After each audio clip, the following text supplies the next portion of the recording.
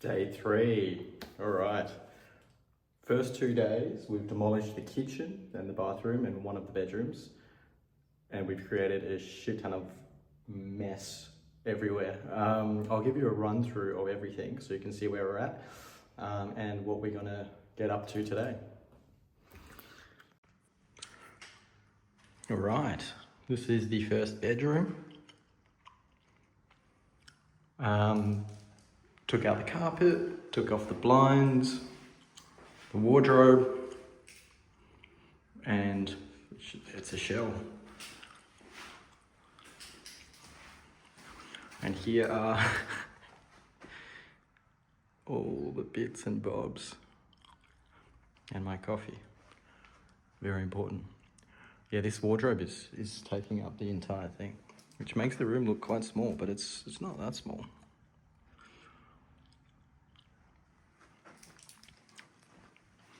Going through here, we have an absolute mess. Absolute mess, but it's been demolished. That's good. Couple of problems. We've got this tap here I couldn't seem to disconnect. One down below, because when you try to disconnect it, the water would turn on. So we're gonna have to turn off the mains to the apartment to do that one. And I couldn't take the toilet bowl out. Not sure why. Aside from that, only thing left to do here is scrape the ceiling. But we can do that later. This bedroom carpet still needs to go. But this was meant to be the storage room for anything that I wish or think I can sell. I was hoping to put all the wardrobes in here, but I can't seem to get it through the nook here. And lastly is the kitchen. Ooh, how do we get there? Got bricks and carpet.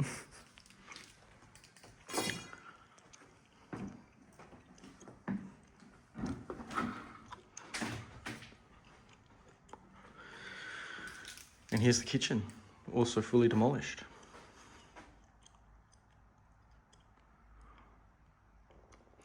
And this one, the ceiling, we will have to experiment how to fix. It looks like someone in the past has tried to patch up something that happened with the ceiling, and then they painted over it with sandy paint, and it looks horrendous. And I'm gonna figure out how to do this exhaust for the stove, because this current exhaust just goes directly into the ceiling, and I don't know if that's standard practice or not. You could also plume it out the side of the building. We're on the top floor as well. And these are all not bad condition cupboards, so we should put those in the bedroom, things to sell. Issue here is the stove is hardwired into the wall, so I can't disconnect that myself. I need an electrician, which sucks. Aside from that, a little tool bench.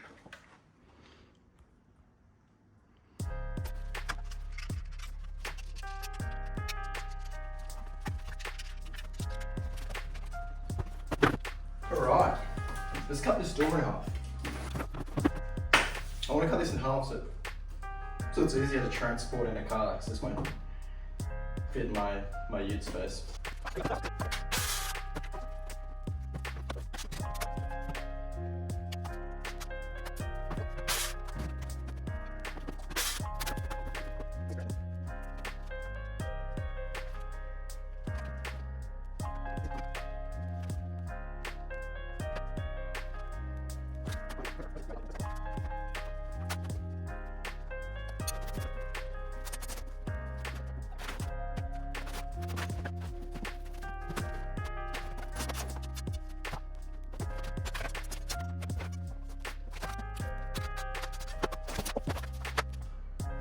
Alright, remove one floor to reveal another floor. And underneath this floor, there is another floor. And underneath that floor, there is concrete. Wow. Wow. I don't want to touch this floor too much, to be honest with you. It's a lot of work. As long as it's flat, we're happy.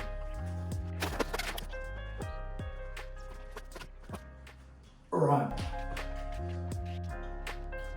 So normally, you'd be able to just whack your basin on here, your cupboards, cabinets, put your fittings on here, your taps, or your tap hardware, and you'd be good as gold.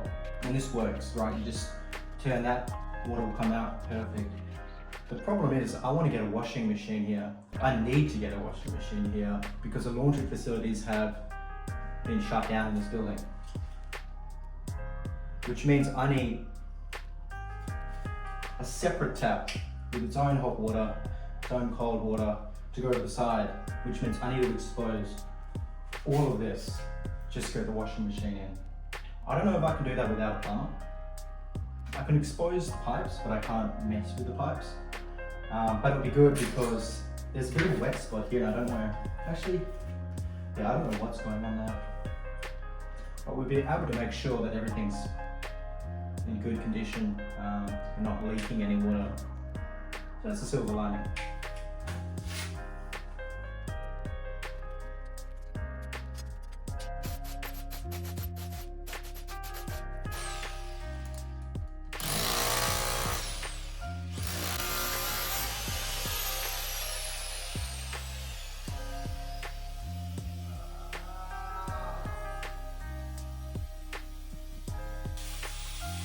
Had a mistake, boys.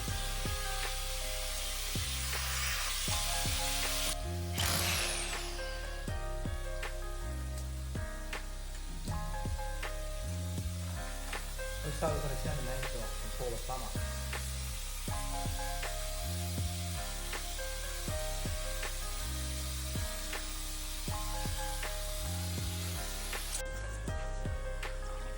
I'm only going to record this quickly, there's a fucking leak going on, but I need to get that fucking thing. And I'm down here. So we're gonna stack it up. Success. Oh. That was a bit of fun. Far out. All fixed. Well, not really. It all turned off at the mains. So let's keep going. There's a lot of water though. How do we fix this? Guys, I don't have anything. I don't have a mop or anything, so I'm using carpet. Maybe the carpet will soak up water and I can like wring it out somewhere else, eh? What a fucking mess.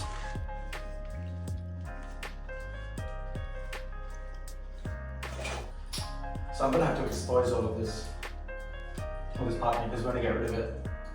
We don't have any need for the foot tap at all. We need the hand tap, the head tap. We don't need the foot tap down here. Foot tap's not for me. And no disrespect if you like a foot tap yourself, but for me, no foot tap. Very simple, man. Just the hand tap, head tap, fucking perfect.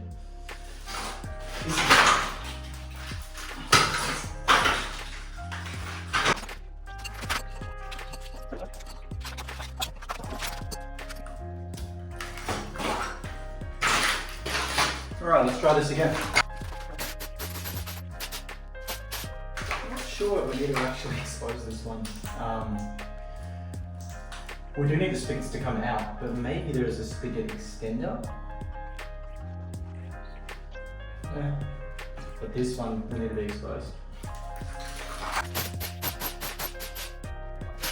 I can show you. That's one. That's the other.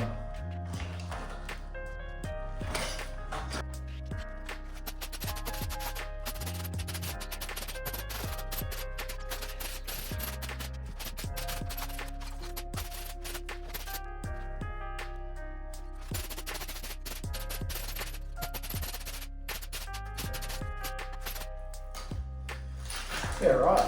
That's interesting. Have a look at this. How do I put this down? So you got, oh, let me put you back a bit. It's hard to see. So obviously all the internal piping through here. There you go. What I can only presume is the hot comes through this side and goes across, and the cold comes through here. So the cold comes through here and it can go both ways. I mean, I guess that makes sense, but I just assumed they'd both be tied up here.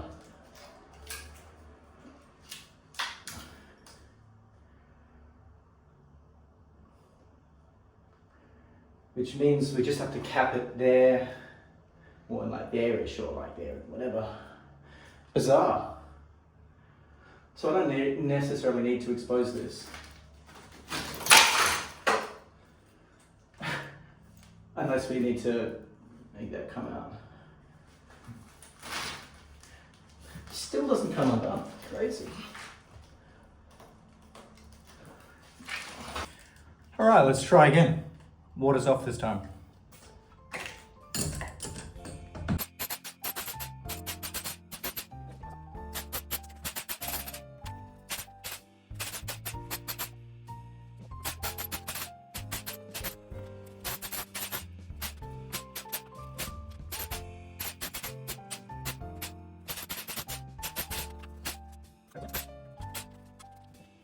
Alright, so I've exposed all the piping. You can see the hot goes like this, you turn it on, it mixes, comes out. Same with the cold, turn it on, mixes, comes out. What we want to do is have the hot and cold down here and enable 2 taps for a dishwasher, sorry, a washing machine, and 2 taps for the tap. I don't know how the plumber's got to do that. I'm not doing that. I'll leave that to the pros. I don't want to stuff that up as much as I've stuffed this up with dings everywhere. Although some of them I don't think were me. That's not me. That's an old ding. That one's me. And that one's me. So we'll have to fix that up.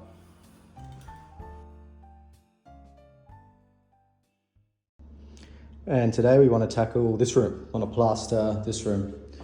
As you can see, that didn't do much. As you can see, it's all bricked. But the reason I'm choosing hardwall plaster here, or a base coat, is because we've got cornicing up here and skirting down there. So if I just whacked on a board, plaster board or a gyprock board, it would come out too much and it would look really odd against the cornicing. So what I'm going to try and do is plaster the wall and feather to the cornicing and feather to the skirting, so they still have the same profile. It's going to be challenging, but I've plastered once before, so we shall see. The way I'm trying to tackle this is 3 coats. The first coat just to get into the grout lines of the bricks, or the mortar lines of the bricks. So the first coat, pretty thin, pretty rough, doesn't matter. The second coat will also be with the base coat product. That will be to get the level. And then a third coat with I think it's called multi-finish, which will be to get it flat. Wish me luck. Trowel.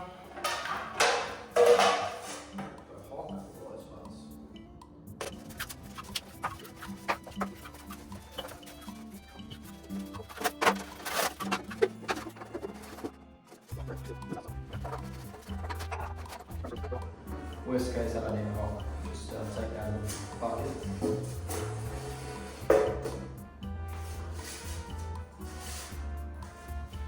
See how that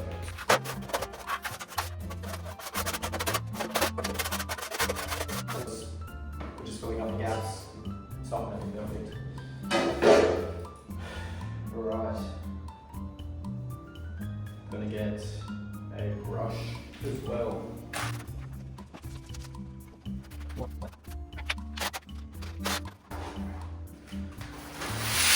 Alright, I forget how long it takes to plaster things, so I'm not going to do a full day. But we'll just do what we can, eyeball it and smother as much on as we can.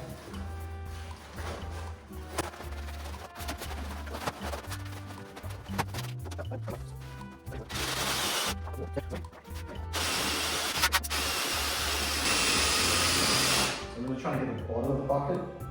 It has a tendency to like not mix the corners of the bucket as well.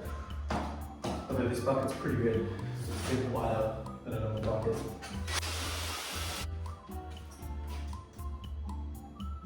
Not bad, pretty thick. Might add a little bit more water.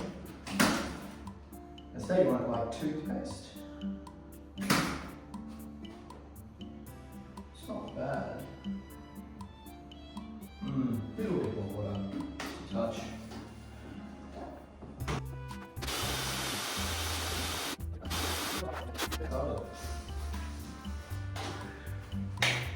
Let's see if I remember how to do this. Got some holes in here, but oh, she's actually a bit thin. Now she's too thin.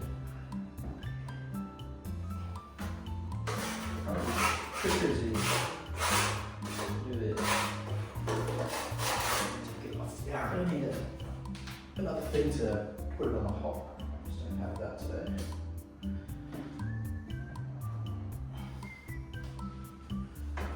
We can discover pretty quickly if it's too thin or not. So we got it on the hook, got my trowel in my opposite, I'm left-handed, so. And then when putting it onto the trowel, you almost don't want to move the trowel much, you want to move the hop on it.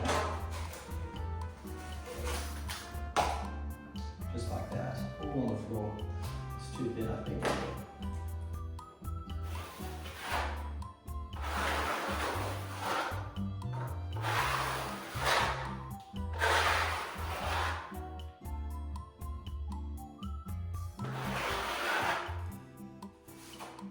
Good. Get some of the gaps.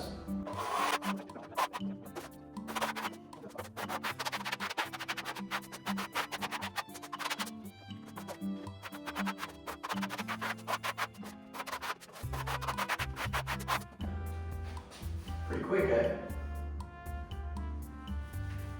Tuck it in so that's some jokes. It's not bad. I'll do this whole room in like no time.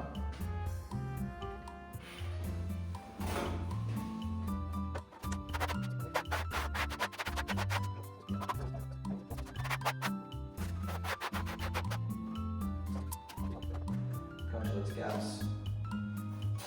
I don't know yet how the hydration level affects the shrinking of the plaster. Like, will it shrink more? Will it expand more? Is whether it will dry up.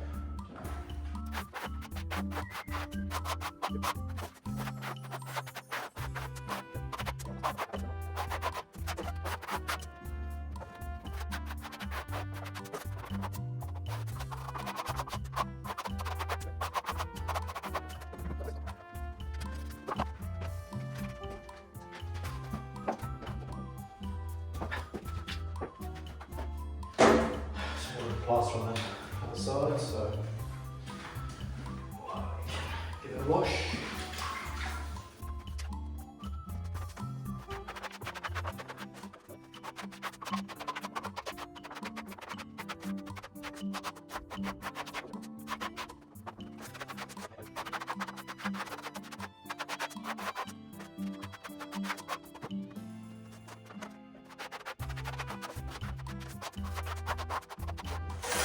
So we're going to take as much off of the wall except for between the gaps. So it's too much here because we'll level it next time.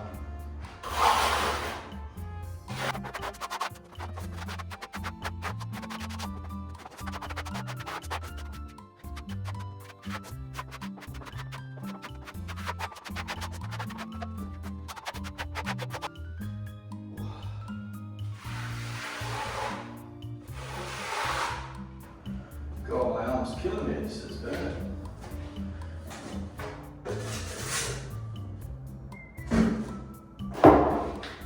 respect to the plasterers out there that do this every day. God damn. Let's have a look in the camera.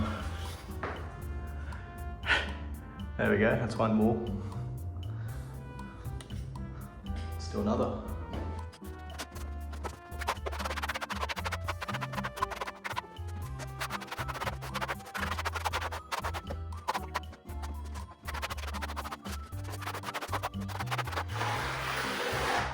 There's a low spot there, but trying not to worry about those yet.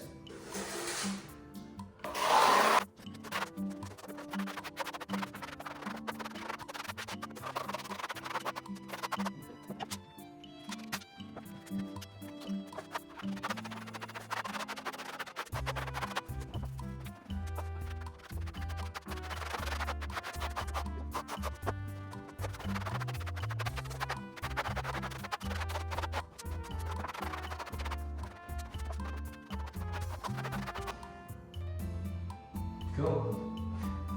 It's 2 walls done. Might go over these walls once and start on the others.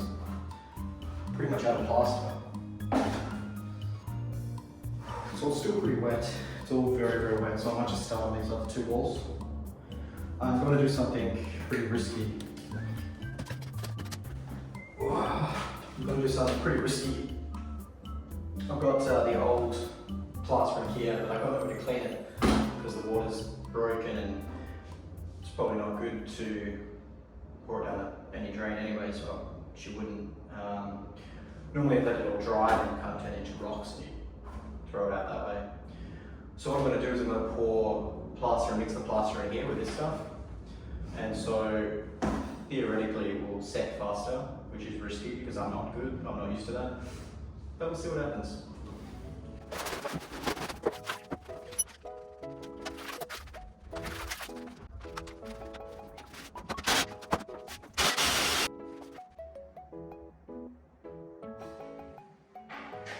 So this is where we left off. This is the following day after plastering yesterday.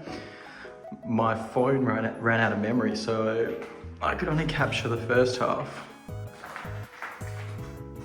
But it's not bad.